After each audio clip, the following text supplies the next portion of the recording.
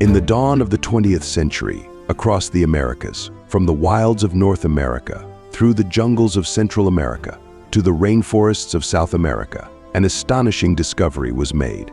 Fossils of colossal turtles, each a behemoth of its time. Our tale begins with one such discovery. Picture this, a creature weighing a ton, towering at 13 feet tall and stretching 16 feet wide, armored like a fortress, endowed with formidable claws and a bite force to match. Scientists hypothesized these titan turtles might have once reigned supreme across the Americas. However, upon closer examination, they stumbled upon peculiar marks on the fossils.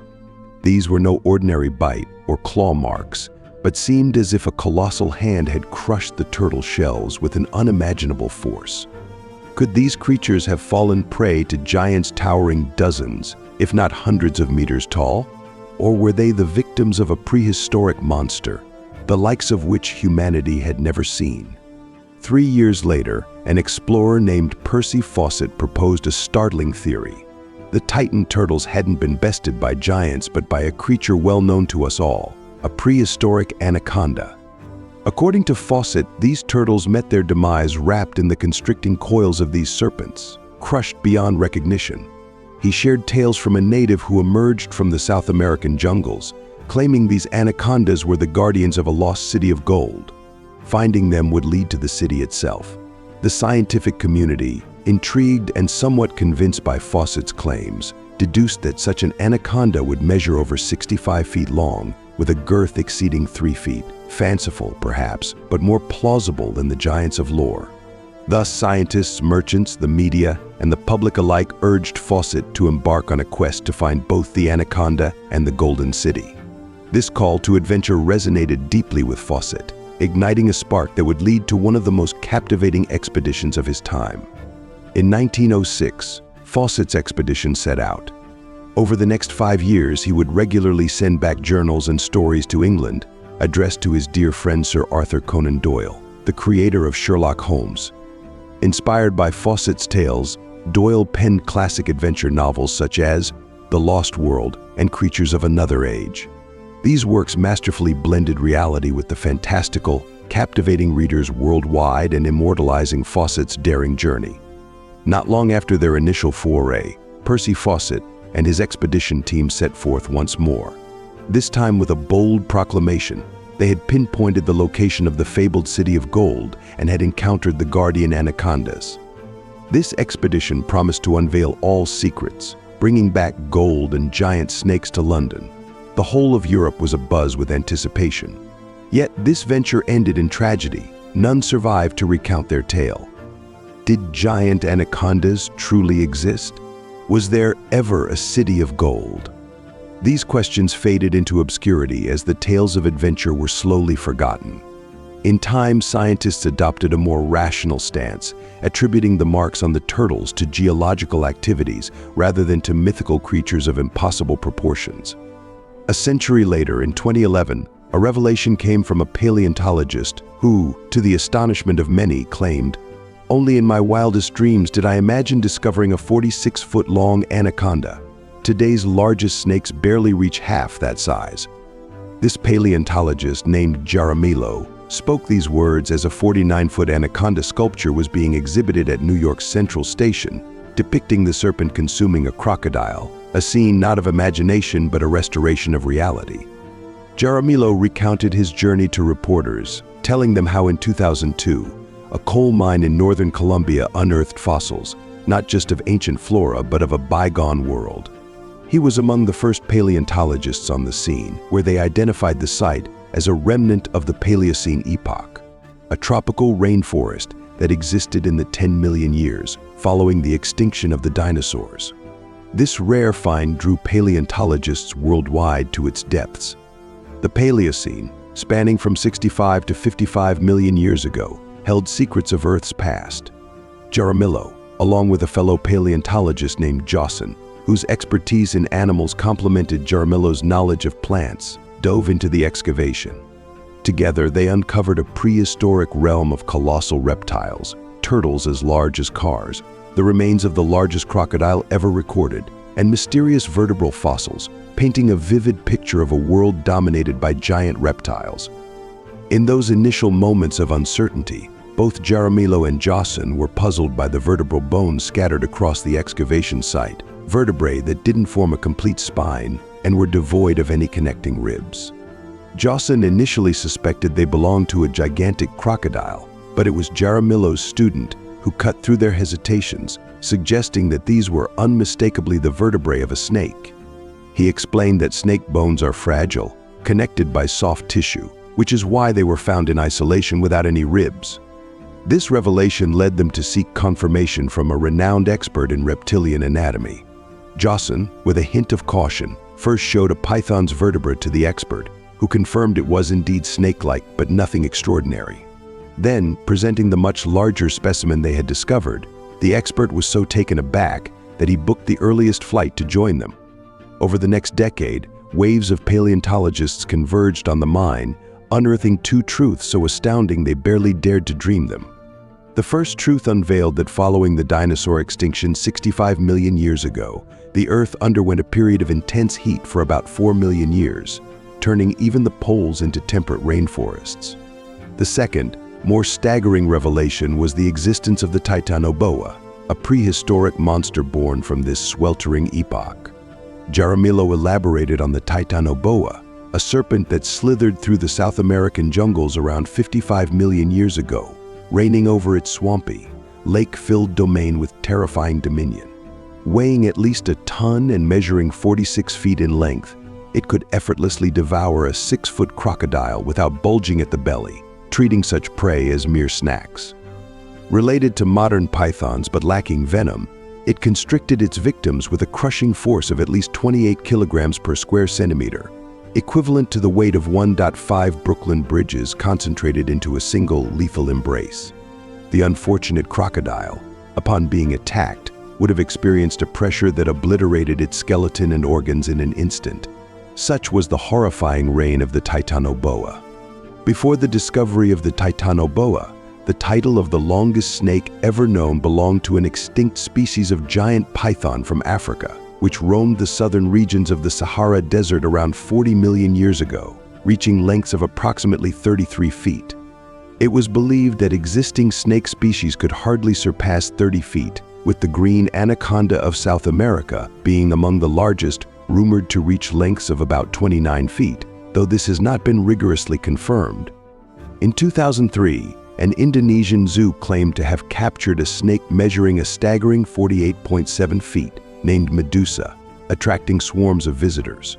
However, upon scientific measurement, the snake was found to be only 24.6 feet long. With the discovery of the Titanoboa, located in South America, journalists were quick to draw parallels to Percy Fawcett's century-old tales, including the enigmatic scars on the giant turtles. It seemed the legends weren't unfounded. Perhaps the jungles of South America did harbor Titanoboas capable of crushing giant turtles. The revelation of the Titanoboa brought another piece of prehistoric truth to light, the Earth's fever that gave rise to such creatures, known as the Paleocene-Eocene thermal maximum. The PETM was a period marked by a sudden and massive increase in atmospheric and oceanic carbon dioxide levels, causing global temperatures to rise by approximately 14 degrees Fahrenheit over 20,000 years. This era saw the polar regions transform into temperate rainforests, with the global average temperature exceeding 89.6 degrees Fahrenheit, compared to the current average of approximately 80.6 degrees Fahrenheit. This abrupt climate shift spelled doom for many species unable to adapt to the heat.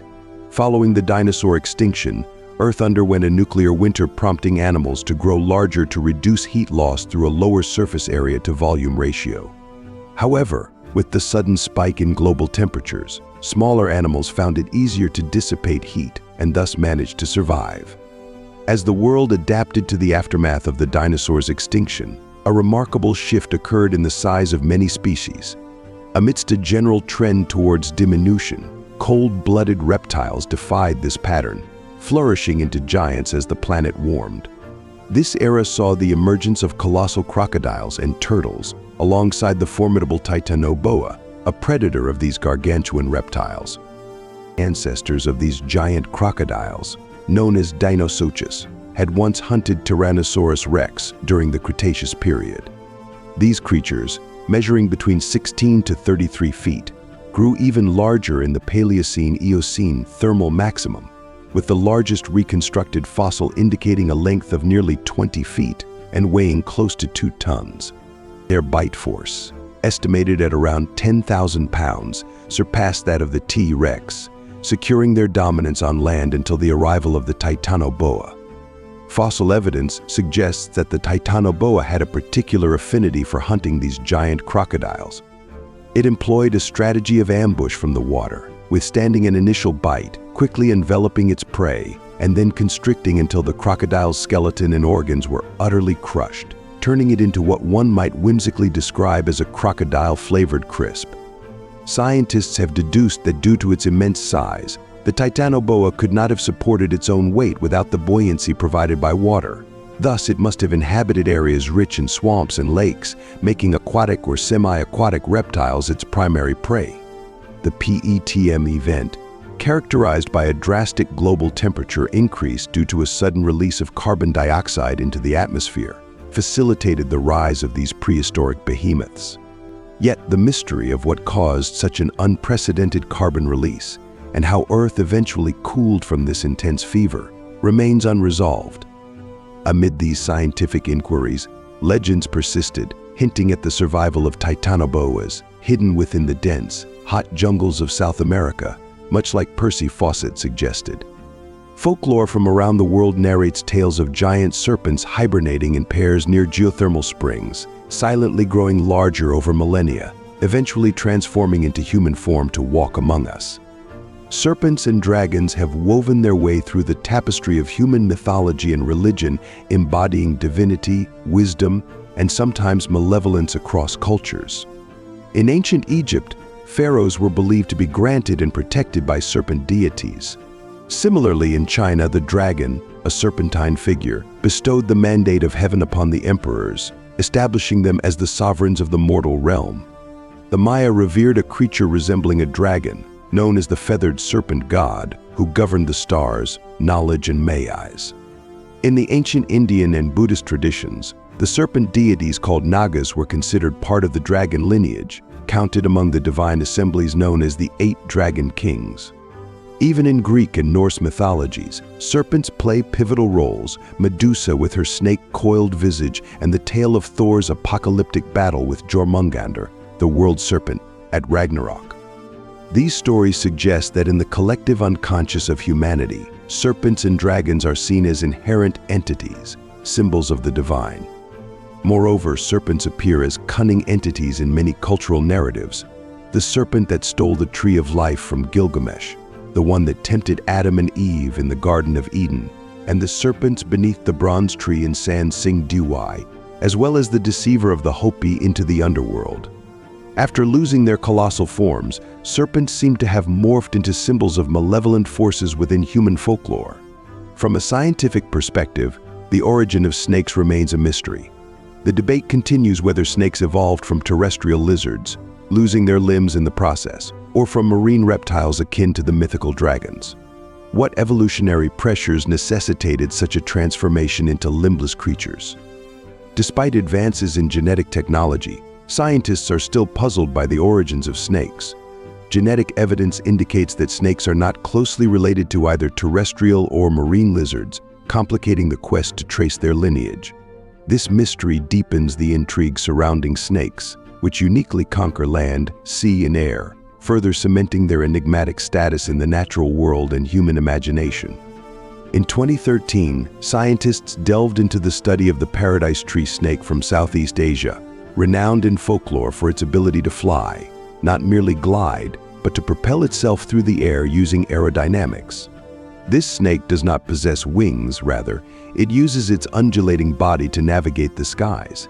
Its movement consists of 2 types of waves, smaller amplitude vertical waves and larger amplitude horizontal waves. The vertical undulations occur at approximately twice the frequency of the horizontal ones.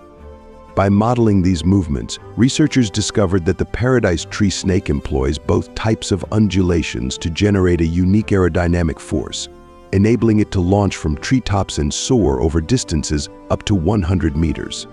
Perhaps snakes are ancient mystical creatures that once roamed the earth in the form of giant pythons, briefly dominating the planet after the dinosaurs' extinction. It's conceivable that not all perished when the Earth's fever broke. Instead, some might have downsized and concealed themselves in warm nests within the Earth's core. They could be biding their time, waiting for the world outside to emit increasing levels of carbon dioxide, warming the globe once again as during past climatic fevers. As summers stretch longer and winters grow warmer, it's possible that one day these creatures will emerge from the Earth's depths, inaugurating a new era of their terrifying reign.